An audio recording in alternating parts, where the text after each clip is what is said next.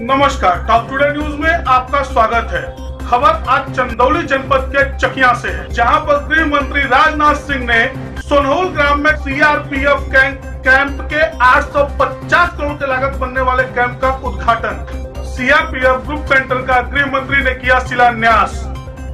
अब बहुरेंगे चकिया का दिन, दिया नगर पालिका बनाने का आश्वासन। इस दौरान एक जनसभा को संबोधित करते हुए उन्होंने कहा कि हमारे प्रधानमंत्री नरेंद्र मोदी जी ने देश को एक मजबूत देश के रूप में स्थापित किया है पूरे विश्व में। आज समूचा विश्व आतंकवाद खत्म करने के लिए भारत के साथ खड़ा है। उसी का परिणाम है कि पाकिस्तान के कुकृत्य का जवाब 13वीं बीतने से पहले, जवानों के 13वीं बीतने के पहले हमने दिया है। कार्यक्रम के दौरान सीआरपीएफ के अधिकारियों द्वारा सीआरपीएफ जवानों की सुविधाओं में किए गए बढ़ोतरी के लिए गृह मंत्री राजनाथ सिंह का आभार भी व्यक्त किया गया। आइए सुनते हैं राजनाथ सिंह जी ने क्या क्या कहा और सोनहुल को और चकिया चंदौली को क्या क्या दिया और देने का वादा किया। डॉक्टर महेंद्र नाथ जी पांडे और चकिया सोनभद्र के लोकप्रिय सांसद श्री छोटेलाल जी खरवाल,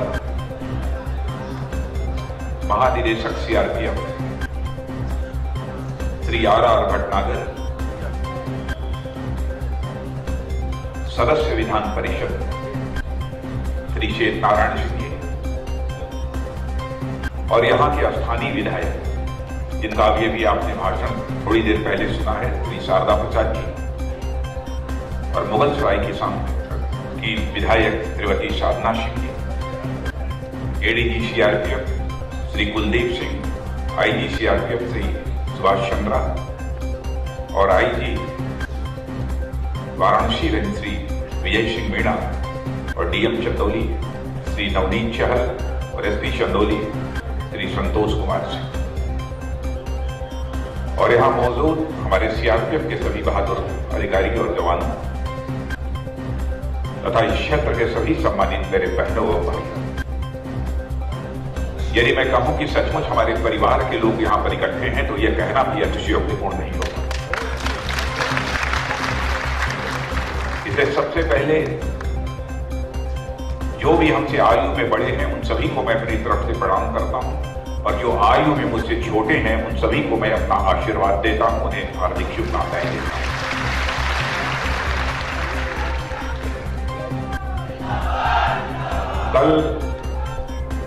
कल कश्मीर के कुपवाड़ा में एक घटना घटित हुई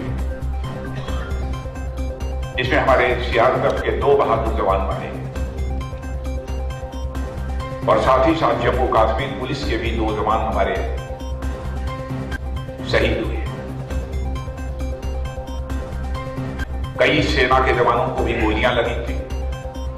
जानकारी मिली है कि हमारा एक सेना का जवान भी जो शहीद हुआ है। मेरे दिमाग में यह बात आई कि इस कल का कार्यक्रम यहां का निरस्त कर दिया जाना चाहिए,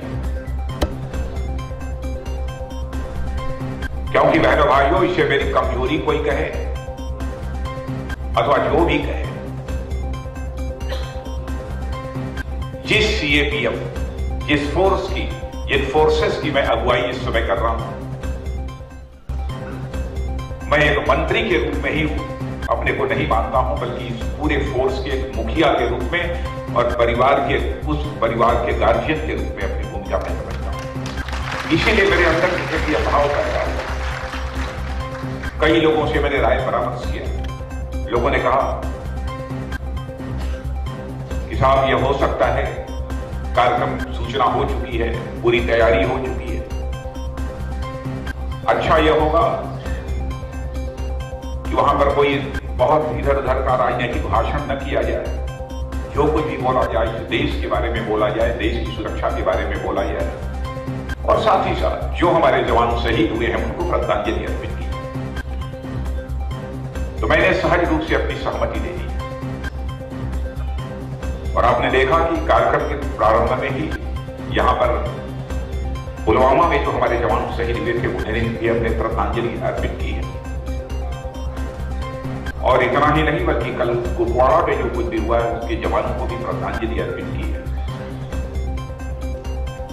और आज यदि मैं चंदौली जिले में खड़े होकर भाषण कर रहा हूं तो स्वाभाविक रूप से मुझे दो ऐसे बहादुर जवान जो इसी वाराणसी और चंदौली के रहने वाले हैं कि पुलवामा में हमारे 40 जवानों के साथ उन्होंने भी अपनी शहादत दी थी, वो अभी शहीद हुए थे, रमेश यादव और अवधेश यादव।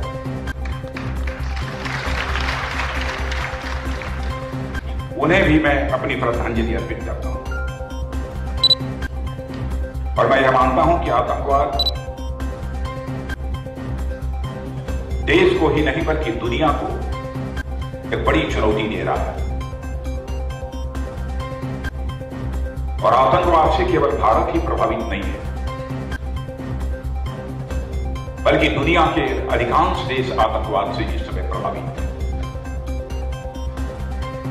लेकिन मैं आपको बतलाना चाहता हूं बहनों भाइयों, विश्वास रखना, भरोसा रखना, यह सिलसिला ऐसे ही आगे नहीं बढ़ेगा। अब हमारी गवर्नमेंट ने भी यह फैसला कर लिया है, हमारे प्रधानमंत्री ने भी यह फैसला कर लिया है, हम लोगों ने मिलजुल कर यह फैसला कर लिया है कि अब आतंकवाद के खिलाफ निर्णायक जंग होनी चाहिए और भारत की धरती से आतंकवाद का सफाया होगा।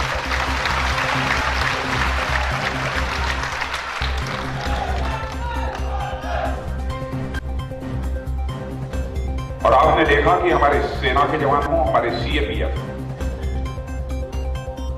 के जवान हों,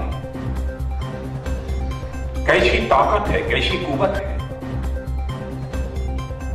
एक बार यदि सरकार ने फैसला कर लिया कि पाकिस्तान में जो बड़े किसी आतंकवादी ठिकाने पर हमको धावा बोलना है तो इधर उधर की फिर लोगों ने नहीं सोची और वह पाकिस्तान की धरती पर जाकर एक बड़े जहां पर कि लगभग 300 के आसपास आतंकवादी रहते थे, प्रशिक्षण प्राप्त करते थे, उस ठिकाने को धराशायी करने में, समाप्त करने में कामयाबी हमारे जवानों ने हासिल की। इसीलिए मैं कहता हूं कि आतंकवाद के खिलाफ निर्णायक संघर्ष प्रारंभ हो चुका है बहनों भाइयों, इसका सफाया होकर रहेगा। अब पाकिस्तान हमारा पड़ोसी देश है और आप भी जानते हैं जो ही पड़ोसी होता है, पड़ोसी के साथ हमारे रिश्ते अच्छे होने चाहिए, बेहतर होने चाहिए और भारत ने बराबर अपने पड़ोसी देश पाकिस्तान के साथ अपने रिश्ते बेहतर बनाने की भरपूर कोशिश की है। चाहे इसके पहले जो भी प्रधानमंत्री है, आदरणीय अटल बिहारी वाजपेयी जी ने स्वयं अपने प्रधानमंत्री रहते हुए भी पहल की थी और सीधे चलकर वो पाकिस्तान की धरती पर गए, शांति का संदेश देकर गए। लेकिन यह बात समझ में नहीं आती कि हमारा पड़ोसी अपनी नापाक हरकतों से क्यों नहीं बाज आता। और कई बार हम लोगों ने कहा है यदि पाकिस्तान को ऐसा लगता है कि उसके पास वो कुवत नहीं है, वो क्षमता नहीं है, वो ताकत नहीं है कि अपने देश की धरती से आतंकवाद का सफाया कर सके, तो अपने पड़ोसी देश भारत का तो सहयोग प्राप्त कर सकता है। आतंकवाद के सफाये के लिए पूरी तरह से भारत उसका सहयोग करने को तैयार है।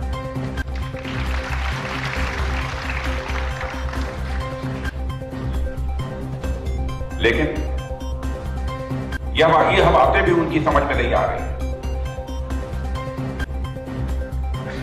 लेकिन आपको जानकर खुशी होगी कि मेरे बहनों भाइयों, इस आतंकवाद के खिलाफ सारी दुनिया अब एक मंच पर खड़ी हो रही है। सारे जितने भी दुनिया के देश हैं एक मंच पर खड़े हो रहे हैं। अभी आज के अखबारों में आपने पढ़ा होगा, organisation of Islamic cooperation OIC, दुनिया के लगभग 57 ऐसे देशों का यह संगठन है, मुस्लिम देशों का। यह इस्लामिक ऑर्गेनाइजेशन, भारत का कोई प्रतिनिधि इसमें कभी भी हिस्सा नहीं लेता था, कभी उसे आमंत्रित ही नहीं किया जाता था। एक बार कभी बहुत पहले किसी फखरुद्दीन अहमद साहब को शायद आमंत्रित किया गया था, लेकिन उनको भी वापस होना पड़ा। उसकी मैं चर्चा नहीं करना चाहता। लेकिन भारत की ताकत दुनिया की नजरों में कैसी बढ़ी है कि पहली बार OIC ने ऑर्गेनाइजेशन ऑफ इस्लामिक कोऑपरेशन ने उन 57 देशों का जो संगठन है, पहली बार भारत को वहां पर आमंत्रित किया है और ससम्मान आमंत्रित किया है। और हमारी विदेश मंत्री श्रीमती सुषमा स्वराज वहां गेस्ट ऑफ ऑनर के रूप में गई और उसको उन्होंने संबोधित किया।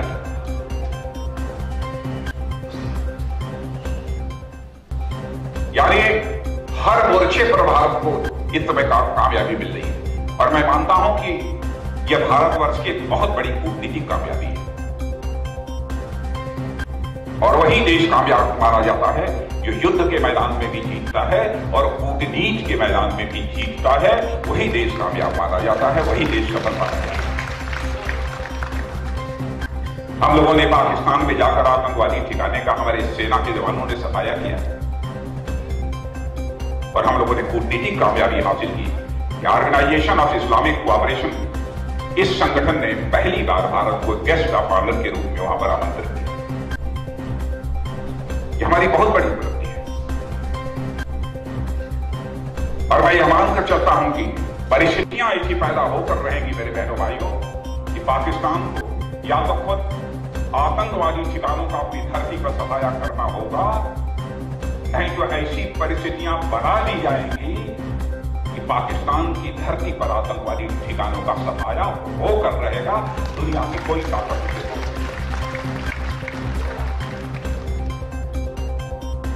क्योंकि भारत ने सारी दुनिया को यह दिखा दिया केवल हम अपनी धरती पर ही नहीं मार सकते, जरूरत पड़ी नहीं कि दूसरी धरती पर भी जाकर हम मार सकते हैं। यह कुव्वत, यह क्षमता भारत के अंदर पैदा होगी। और आज हमारा भारत तेजी के साथ आगे बढ़ रहा है। जहां तक हमारे प्रधानमंत्री का प्रश्न है, बहनों भाइयों, आप जानते हैं कितने महत्वपूर्ण फैसले उन्होंने किए जिसकी कभी कोई कल्पना भी नहीं कर सकता। क्या कभी कोई सोच सकता था क्या ऐसी भी कोई सरकार आएगी जिसका प्रधानमंत्री यह कहेगा भारत में 11 करोड़ ऐसे परिवार, 11 करोड़ परिवार, भले ही गरीब हो, भले ही उनके सिर पर कोई साया न हो, भले ही उनके हाथों में कोई रोजगार न हो, लेकिन बीमारी के कारण उनका इलाज न होने के कारण वह दम नहीं तोड़ने पाए, उनकी मृत्यु नहीं होनी पड़ेगी। और आयुष्मान भारत योजना के अंतर्गत यह फैसला कर दिया कि प्रतिवर्ष जिंदगी के लिए नहीं बल्कि प्रतिवर्ष 5 लाख रुपए का मुफ्त इलाज किया जाएगा। पहली बार भारत में ही नहीं बल्कि दुनिया में आपकी सरकार है जिसने की फैसला। यह कोई छोटी बात नहीं। और आपको जानकर खुशी होगी कि अब तक लगभग 17-18 लोगों ने आयुष्मान भारत योजना के अंतर्गत अपना इलाज कराया है। यदि शकिया और चंदौली में भी ऐसे 1-2-4 लोग हों तो जाकर उनसे पूछिए। मैं यहाँ के सभी सांसदों और विधायकों से भी कहूंगा कि गरीबों के पास आयुष्मान भारत का यह कार्ड पहुंचना चाहिए ताकि वह यदि बीमार होते हैं, भले ही हार्ट के पेशेंट क्यों न हो, कैंसर के पेशेंट क्यों न हो, उनका मुफ्त इलाज हो सके। यह व्यवस्था सुनिश्चित की जानी चाहिए और लोगों तक यह कार्ड पहुंचना चाहिए। यह कोई छोटी मोटी उपलब्धि नहीं है। ऐसे ही प्रधानमंत्री किसान सम्मान निधि, कोई कह सकता है कि 6,000 रुपए में रखा क्या, यह कौन सी बड़ी राशि है। लेकिन बहनों भाइयों, मैं भी किसान परिवार का हूं, इसी क्षेत्र का रहने वाला हूं। मैं जानता हूं 6,000 को छोड़िए, 500 रुपए की किसान के लिए कितनी कीमत होती है। शायद बड़े बड़े शहरों में बैठे हुए लोगों को इसका अनुमान न हो, यह अनुमान एक किसान को ही हो सकता है उसकी कितनी कीमत हो। और गोरखपुर की धरती से हमारे प्रधानमंत्री ने लगभग 1 करोड़ से अधिक किसानों के खातों में पहली किस्त की 2,000 रुपया डाल दी और पूरे 1 वर्ष में 6,000 रुपया की धनराशि प्राप्त। अरे शुरुआत तो की। क्या किसी ने सोचा था कि शौचालय भी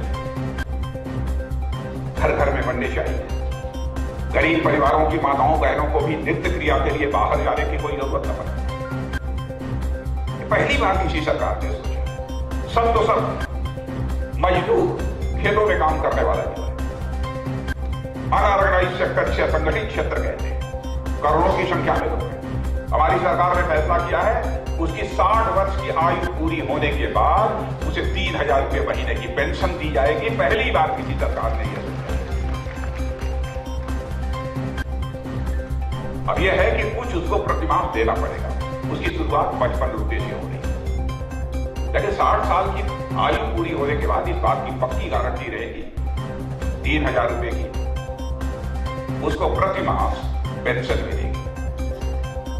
ऐसे बड़े बड़े कदम भी भारत सरकार ने उठाए हैं। यदि मैं सारी चीजों की चर्चा करूं तो लंबा समय लगेगा, लेकिन मैं आप यहां के चकिया चंदौली के बहनों भाइयों से मैं कहना चाहूंगा कि आज जो यहां पर शिलान्यास हुआ है इस ग्रुप सेंटर का, सीआरपीएफ के ग्रुप सेंटर का, यह कोई छोटा काम नहीं है। क्यों यह छोटा काम है?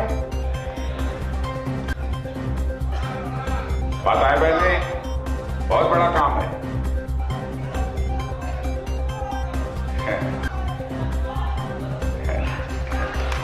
सही बात। और आप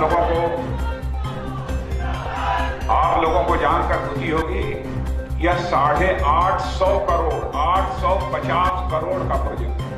850 करोड़ इस धरती पर लगेगा। और इतना ही नहीं, जब यह ग्रुप सेंटर चलने लगेगा तो बहुत सारे लोगों को रोजगार तो मिलेगा। धान, चावल, दाल, यह सब पैदा करने वाले लोग, सब्जी पैदा करने वाले लोग, चकिया बाजार में उधर उधर सामान बेचने वाले लोग, स्वाभाविक है कि सबकी बिक्री भी अधिक होगी। लोगों को जब रोजगार मिलता है तो लोगों की क्रय क्षमता बढ़ती है और उसी से क्षेत्र का विकास होता है। तो इस क्षेत्र के लिए मेरे बहनों भाइयों, मैं समझता हूं कि एक बहुत बड़ा काम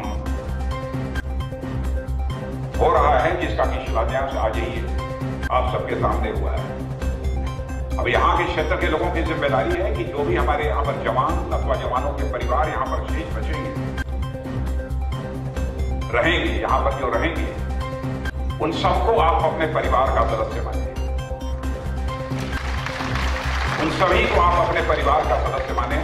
मैं यह अपील आप सबसे करना चाहता हूं। और इतना ही नहीं, क्या आप कभी संकट में होंगे, इस ग्रुप सेंटर पर रहने वाले हमारे सीआरपीएफ के जवान अपनी जिंदगी हथेली पर लेकर आपकी मदद करेंगे, आपकी साथ करेंगे।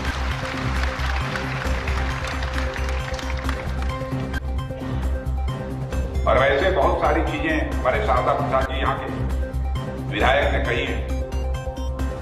एक आदेश तो मैंने देखा, अब देखिए मैं पहले ही बता चुका हूं, हमारा काम इतना है, विधायक जी, सांसद जी लोग आएंगे, मैं टेलीफोन उठाता हूं, संबंधित मंत्री को बोल देता हूं, जरूरत होती है संबंधित विभाग के सचिव को मैं कह देता हूं सेंटर में, और फिर उसके बाद उसका फॉलोअप करना, उसका पीछा करना हमारे सांसद और विधायकों की जिम्मेदारी। हाँ, लेकिन एक आदेश मैंने अपनी आंखों से देख लिया है। वह आदेश यह है कि जो रेलवे लाइन बनने की बात जो इन्होंने शारदा प्रसाद जी ने कही है, उसके सर्वे का आदेश हो गया।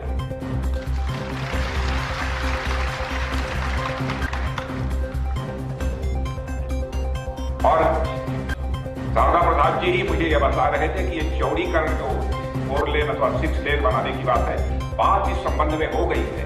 अब इसमें आदेश हुआ है कि नहीं हुआ है, शारदा प्रसाद जी ही बतला सकते हैं।